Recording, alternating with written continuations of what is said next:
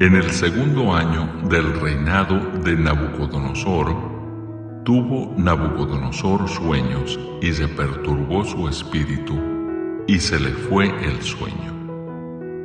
Hizo llamar el rey a magos, astrólogos, encantadores y caldeos para que le explicasen sus sueños.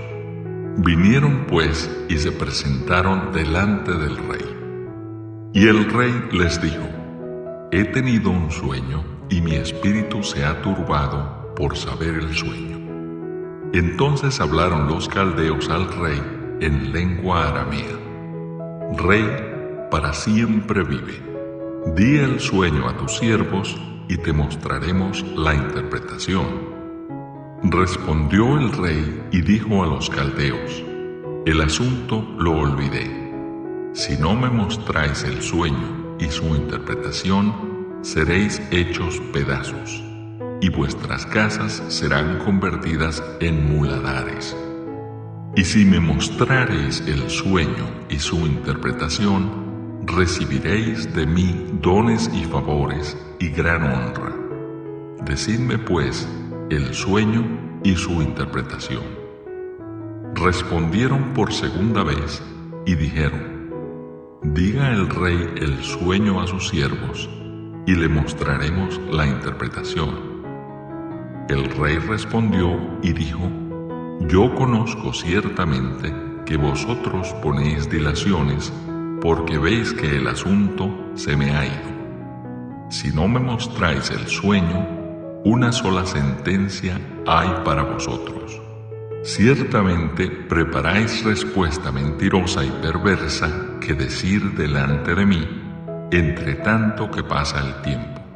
Decidme pues el sueño para que yo sepa que me podéis dar su interpretación. Los caldeos respondieron delante del rey y dijeron: No hay hombre sobre la tierra que pueda declarar el asunto del rey. Además de esto, ningún rey, príncipe ni señor preguntó cosa semejante a ningún mago, ni astrólogo, ni caldeo, porque el asunto que el rey demanda es difícil y no hay quien lo pueda declarar al rey, salvo los dioses cuya morada no es con la carne. Por esto el rey con ira y con gran enojo mandó que matasen a todos los sabios de Babilonia. Y se publicó el edicto de que los sabios fueran llevados a la muerte, y buscaron a Daniel y a sus compañeros para matarlos. Entonces Daniel habló sabia y prudentemente a Arioc, capitán de la guardia del rey, que había salido para matar a los sabios de Babilonia. Habló y dijo a Arioc, capitán del rey: ¿Cuál es la causa de que este edicto se publique de parte del rey tan apresuradamente? Entonces Arioc hizo saber a Daniel lo que había. Y Daniel entró y pidió al rey que le diese tiempo y que él mostraría la interpretación al rey. Luego se fue Daniel a su casa e hizo saber lo que había a Ananías, Misael y Azarías sus compañeros, para que pidiesen misericordias del Dios del cielo sobre este misterio, a fin de que Daniel y sus compañeros no pereciesen con los otros sabios de Babilonia. Entonces el secreto fue revelado a Daniel en visión de noche, por lo cual bendijo Daniel al Dios del cielo. Y Daniel habló y dijo: Sea bendito el nombre de Dios de siglos en siglos, porque suyos son el poder y la sabiduría. Él muda los tiempos y las edades, quita reyes y pone reyes. Da la sabiduría a los sabios y la ciencia a los entendidos. Él revela lo profundo y lo escondido, conoce lo que está en tinieblas y con él mora la luz. A ti, oh Dios de mis padres, te doy gracias y te alabo, porque me has dado sabiduría y fuerza, y ahora me has revelado lo que te pedimos, pues nos has dado a conocer el asunto del rey.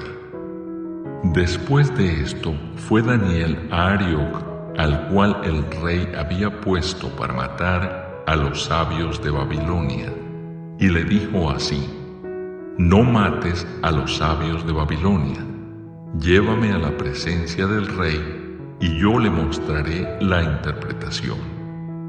Entonces Arioc llevó prontamente a Daniel ante el rey, y le dijo así: he hallado un varón de los deportados de Judá, el cual dará al rey la interpretación. Respondió el rey y dijo a Daniel, al cual llamaban Beltsasar: ¿podrás tú hacerme conocer el sueño que vi y su interpretación? Daniel respondió delante del rey, diciendo: el misterio que el rey demanda, ni sabios, ni astrólogos, ni magos, ni adivinos lo pueden revelar al rey. Pero hay un Dios en los cielos, el cual revela los misterios, y él ha hecho saber al rey Nabucodonosor lo que ha de acontecer en los postreros días. He aquí tu sueño y las visiones que has tenido en tu cama. Estando tú, oh rey, en tu cama, te vinieron pensamientos por saber lo que había de ser en lo porvenir. Y el que revela los misterios te mostró lo que ha de ser. Y a mí me ha sido revelado este misterio, no porque en mí haya más sabiduría que en todos los vivientes, sino para que se dé a conocer al rey la interpretación y para que entiendas los pensamientos de tu corazón. Tú, oh rey, veías, y he aquí una gran imagen. Esta imagen, que era muy grande y cuya gloria era muy sublime, estaba en pie delante de ti, y su aspecto era terrible. La cabeza de esta imagen era de oro fino, su pecho y sus brazos de plata, su vientre y sus muslos de bronce, sus piernas de hierro, sus pies en parte de hierro y en parte de barro cocido.